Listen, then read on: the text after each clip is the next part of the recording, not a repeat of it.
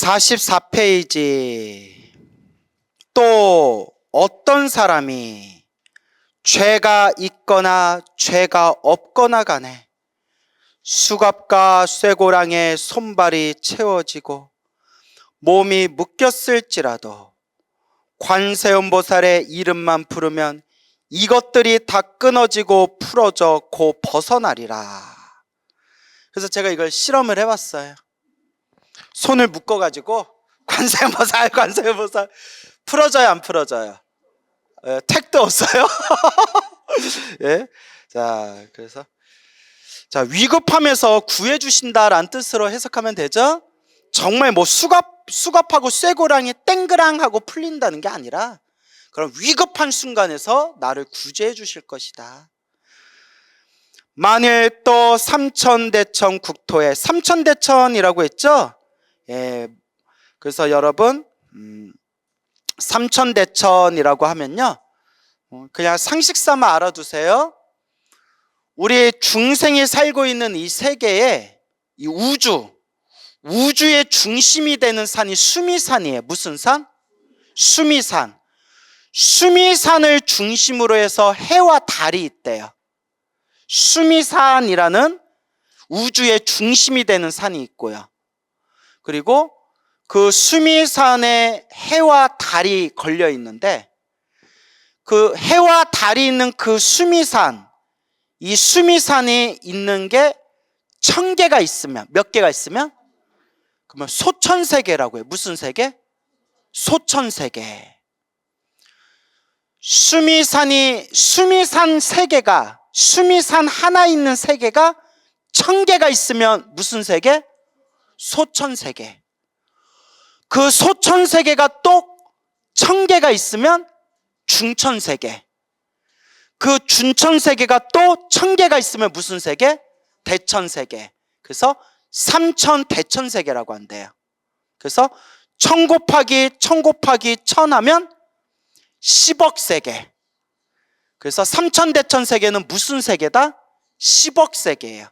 근데 그 10억 세계의 중생들이 살고 있는데, 그 10억 세계를 가루로 만들어서 먼지로 만들면 먼지의 숫자가 많겠어요, 적겠어요? 헤아릴 수 있어요, 없어요? 없죠. 그 삼천대천 세계, 10억 세계를 먼지로 만든 것만큼의 삼천대천 세계가 또 있대요. 그래서 이 세상에, 이 우주의 끝과 끝을 꿰뚫어 볼 수 있는 분은 누구밖에 안 계시다?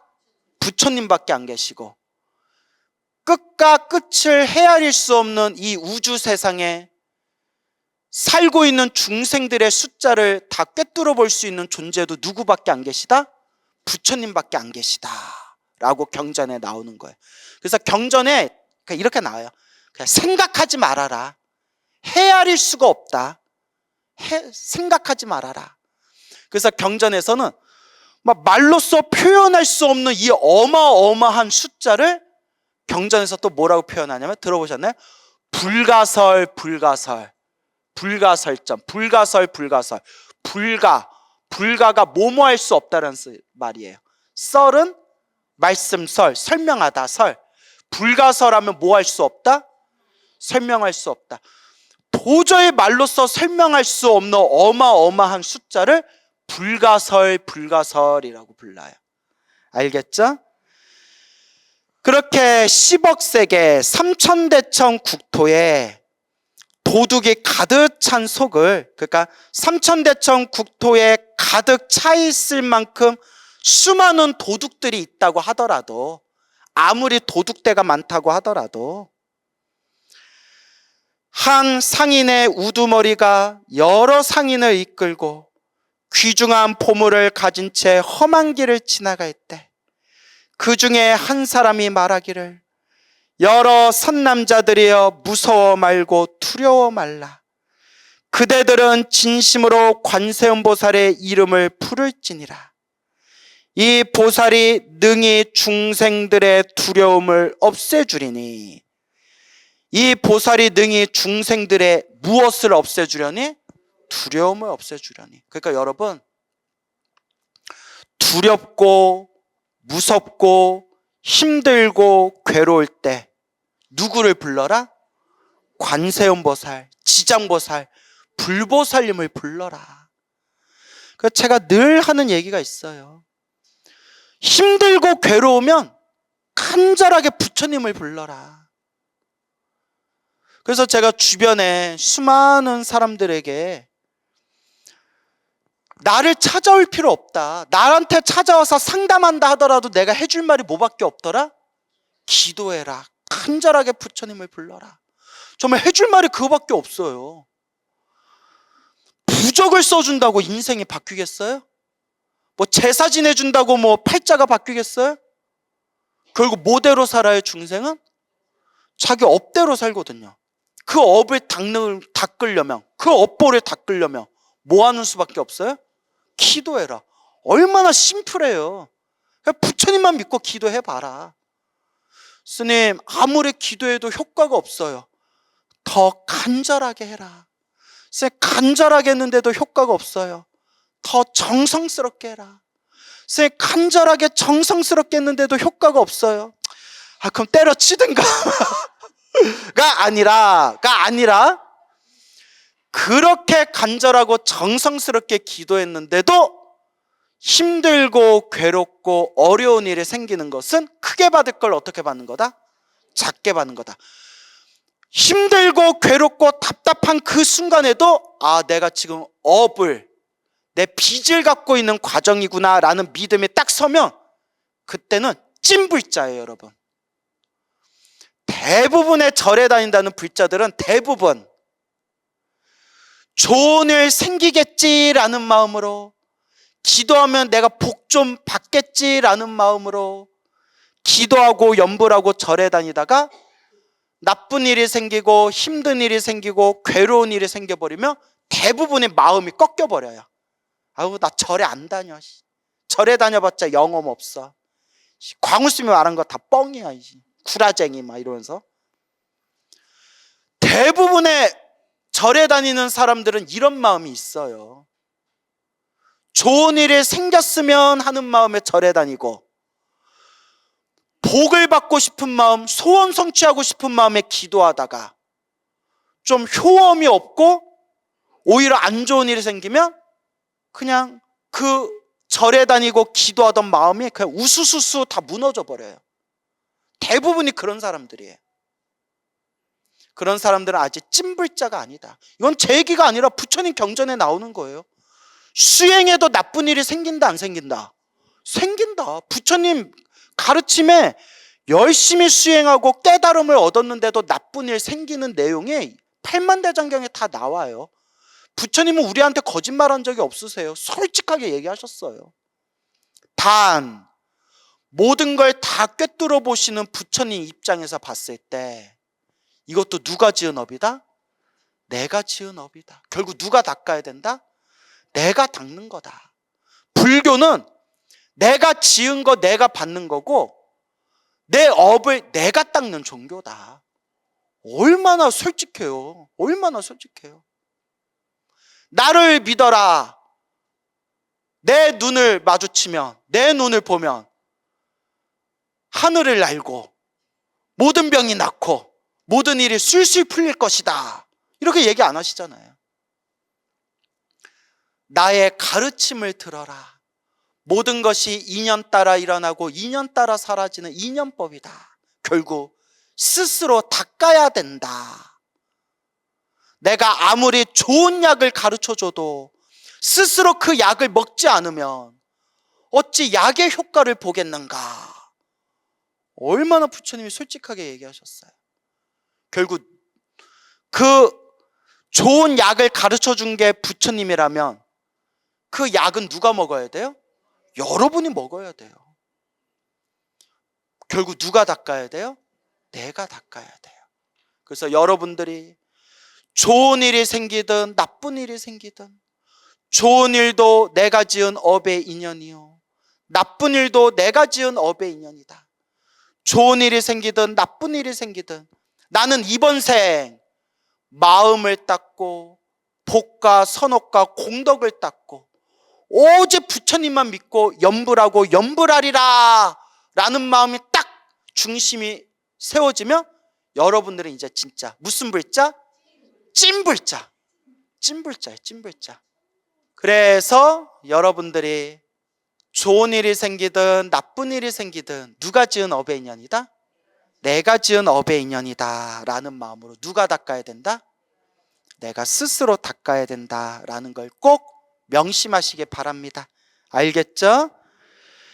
그래요. 그래서 참 여기 이 보살이 능히 중생들의 두려움을 없애주리니, 그러니까 두려울 때 누구를 불러라? 관세음보살, 불보살님을 불러라. 그대들이 이 이름을 부르면 이 도둑들을 무사히 벗어나리라 하고, 이에 여러 상인들이 이 말을 듣고 모두 소리를 내어 나무 관세음보살 하면 곧 그 난, 그 어려움에서 벗어나리라. 그 난을 벗어나리라. 나무 관세음보살. 나무가 무슨 뜻이라고 했어요? 예, 귀합니다. 돌아갈 귀, 의지할 의. 당신께 돌아가 의지합니다. 나무 귀합니다. 나무 관세음보살 하면 누구에게 돌아가 의지합니다? 관세음보살님께 돌아가 의지합니다 라는 뜻이 되겠습니다. 알겠죠?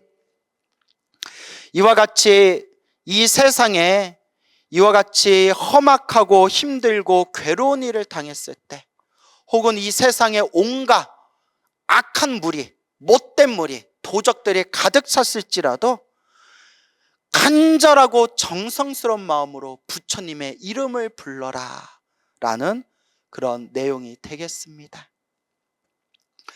옛날 옛적 중국에 수백 년 전에 해달이라는 스님이 계셨어요. 어느 스님? 해달 스님. 지혜 해자 해달이라는 스님이 계셨는데, 그때 그 땅 너머에 야만족들이 살고 있었는데, 이 야만족들이 큰 흉년을 맞이해서 먹을 게 없는 거예요. 그래서 이 야만족들이 그 민가를 습격해가지고 사람들을 죄다 잡아가서 자기네들의 산채로 끌고 가게 되는데, 그 와중에 이 해달 스님도 이 야만족들한테 묶여가지고 그 야만족이 살고 있는 그 산채에 해달 스님과 수많은 백성들이 끌려가게 됩니다. 그런데 너무 무서워서 이걸 믿어야 되나 싶을 정도로 너무 무서운 얘기인데, 기록에 나온 내용이니까 요 배고픈 야만족이 그 끌고 온 사람들을 잡아먹는 거예요. 식인종, 사람을 잡아먹는 거예요. 잡아먹는데 누구부터 잡아먹었을까요? 해달스님부터 잡아먹어요? 스님부터 잡아먹어라? 포동포동 살이 찐 사람부터 잡아먹었대요. 뭔 얘기인지 알죠?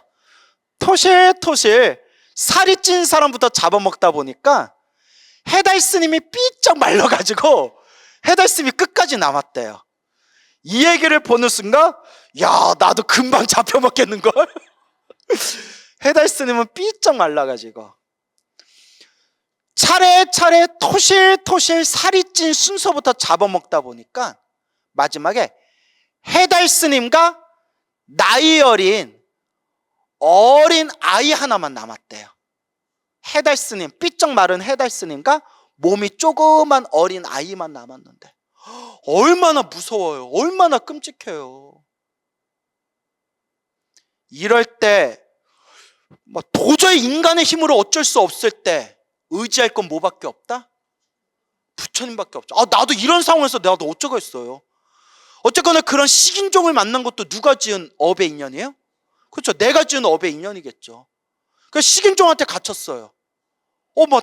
잡혀 먹어. 바베큐가 돼. 무서워. 두렵고 무서울 때, 도저히 인간의 힘으로 어쩔 수 없는 상황에서 내가 할 수 있는 게 뭐밖에 없겠더라? 부처님의 이름을 불러야죠. 부처님, 이것도 제가 지은 업의 인연인가 봅니다. 부디 나를 잡아먹는 저 사람을 제가 미워하지 않도록 저에게 힘을 주십시오. 아니면 나 잡아먹고 배탈이 나서 식중독 걸려서 다 뒤져버려라 이런. 예? 이래요? 부디 나를 해친 사람을 미워하지 않도록 나에게 힘을 주십시오. 그리고 이런 상황에서 문득 이런 생각을 해봐요. 나라면 식인종아, 나부터 먼저 먹어라 라고 할 수 있을까? 왠지 이성으로는 차라리 나부터 먹어라, 이 사람들 대신 스님인 나부터 먹어라 라는 생각이 스물스물 나다가도 막상 그 일을 겪으면 그런 용기가 쉽게 나올까요, 안 나올까요?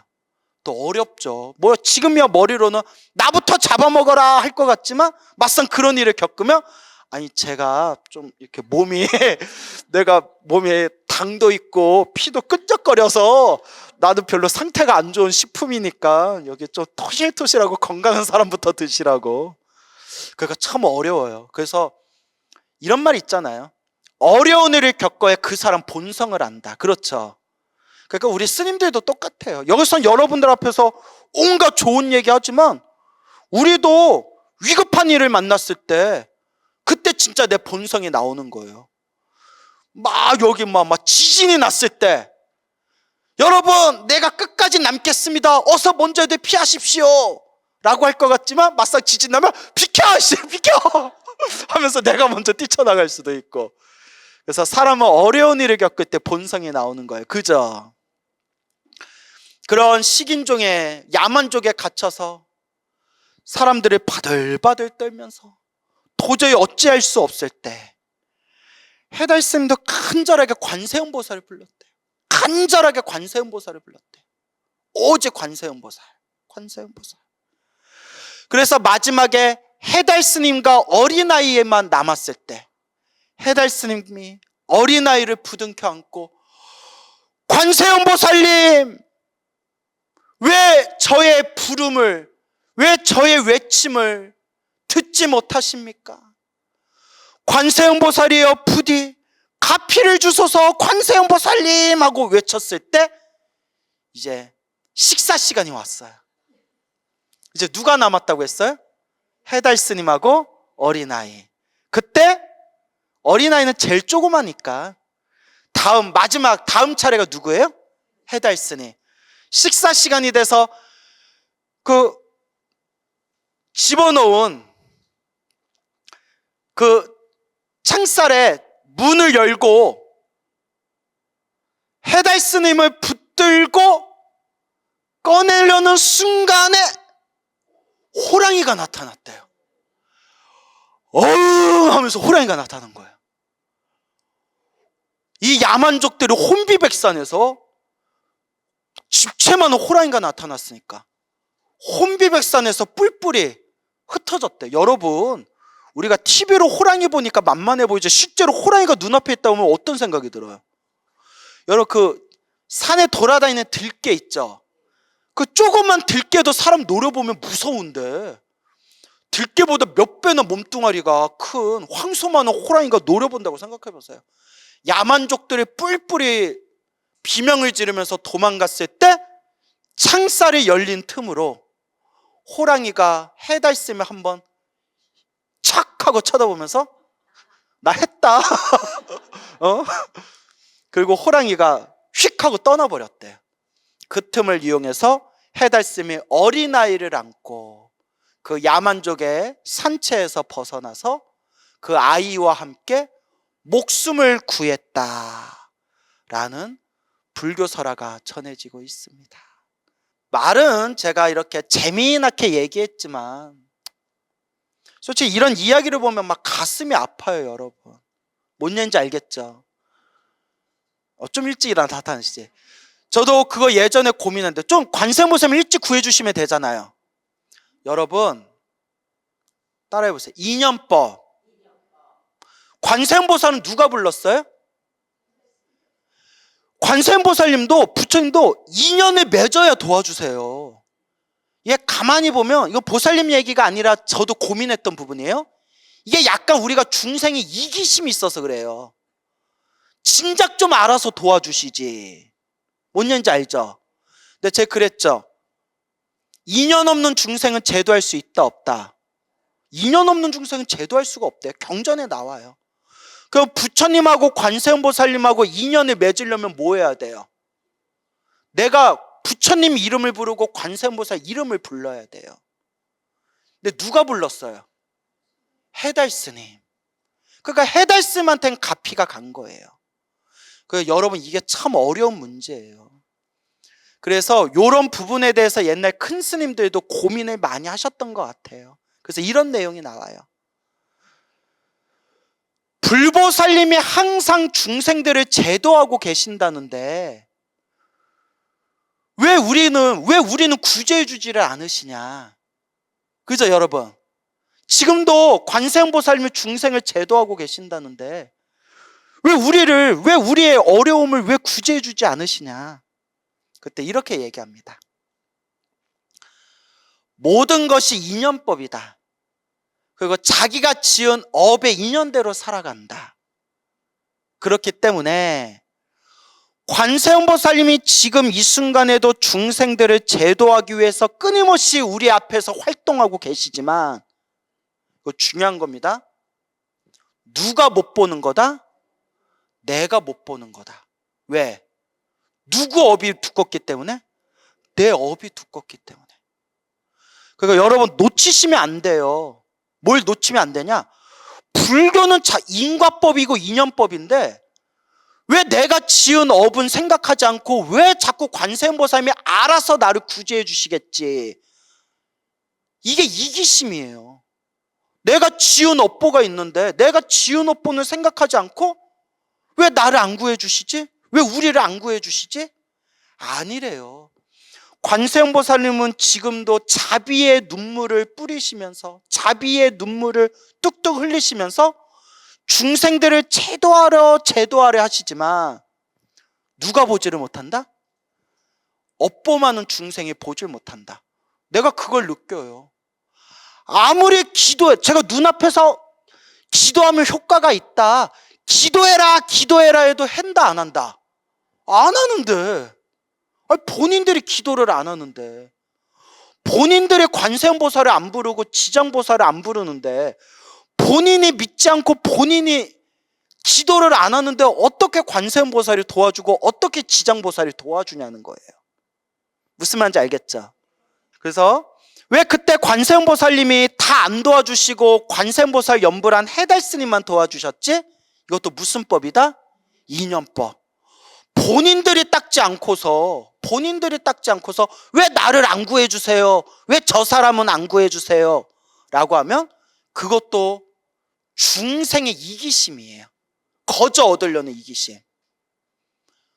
원하면 간절히 원하는 게 있으면 그대가 간절하게 관세음보살님의 마음을 움직일 정도로 정성으로 그대가 기도해라.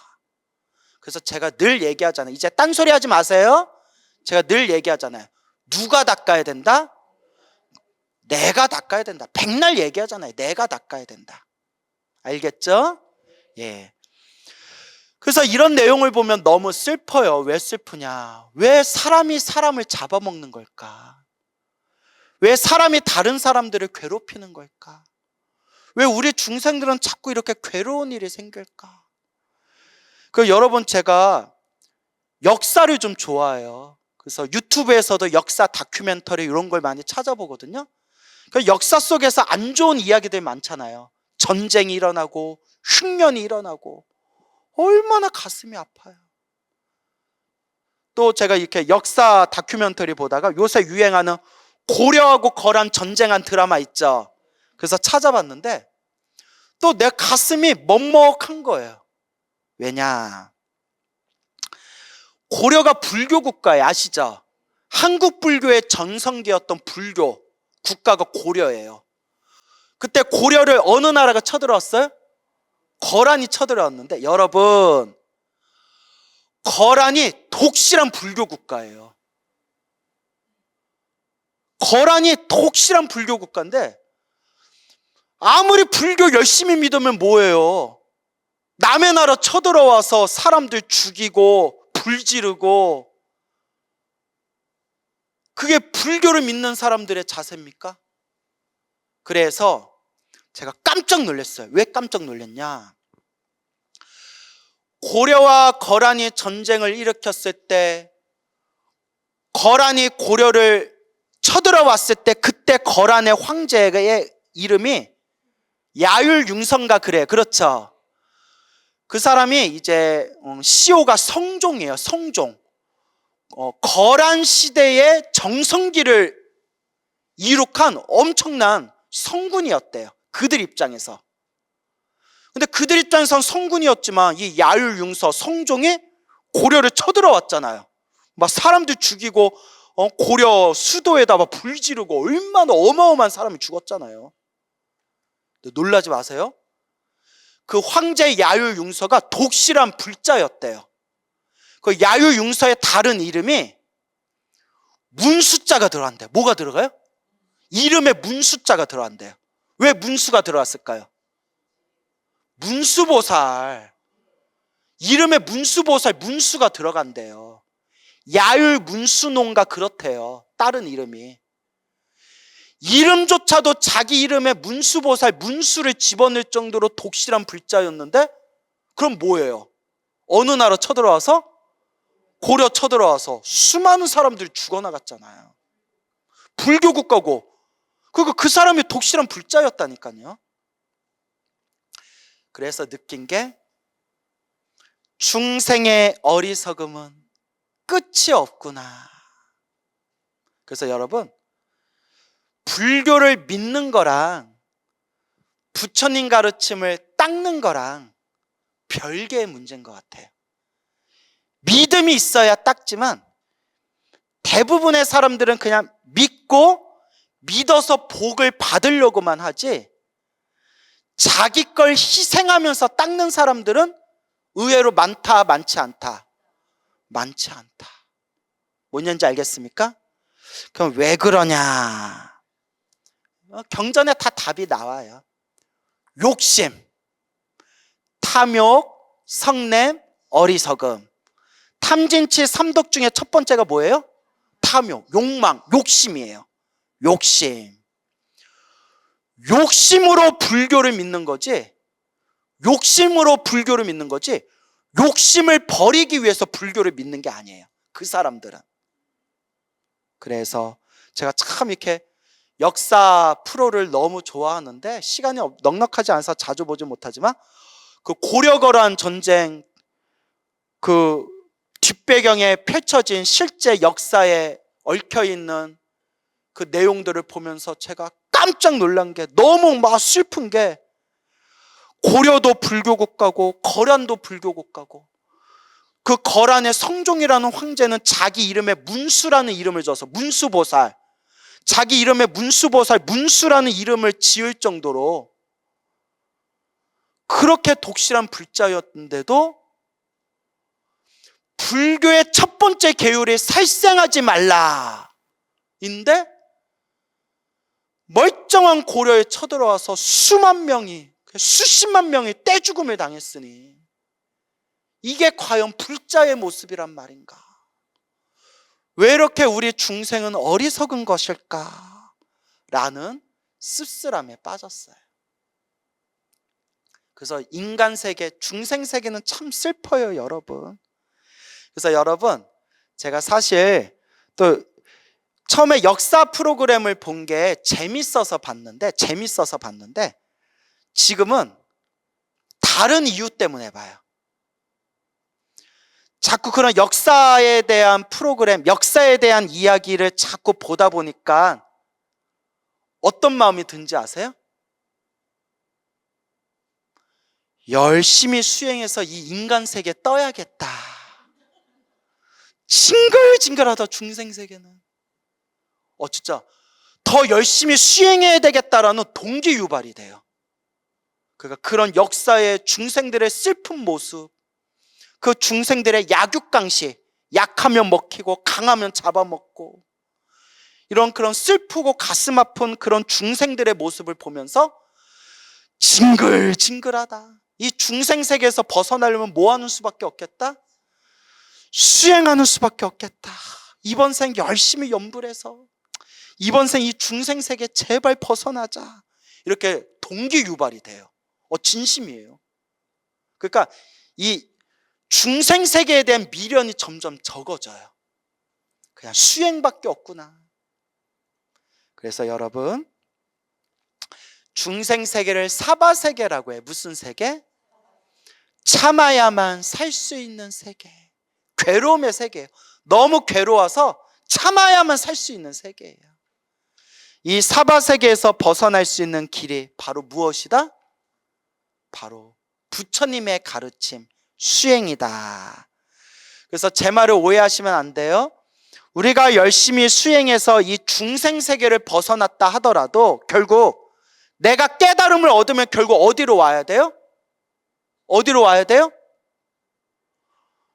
다시 중생 세계로 와야죠. 중생 세계 벗어나서 끝나는 게 아니에요. 내가 깨달음을 얻으면 어디로 와야 된다고요? 다시 중생 세계로 와야 돼요. 왜 와야 돼요? 중생제도 해야죠. 그래서 열심히 수행해서 우리가 중생 세계, 이 욕망의 세계를 벗어나되 결국 깨달은 존재는 어디로 올 수밖에 없다? 중생 세계로 올 수밖에 없다. 왜? 뭐 해야 되니까? 중생을 제도해야 되니까. 그래서 따라해 보세요. 원공법계 제중생 차타일시 성불도. 나와 남이 일시에, 나만 성불하는 게 아니라 나와 남이 일시에 다 함께 성불하여지이다. 이게 왜 갑자기 또 예? 또 왜 갑자기 또 리액션이 좋아져요? 그래서 우리 성불하는 거, 나 혼자만 성불하는 게 아니라 모든 중생 다 함께 성불하는 거, 이것을 꼭 명심하시기 바랍니다. 알겠죠? 예, 그래서 오늘 조금 더 할 얘기가 많았는데 뭐 또 다음 시간에 하면 되니까요. 자, 그럼 오늘 여기서 마치겠습니다.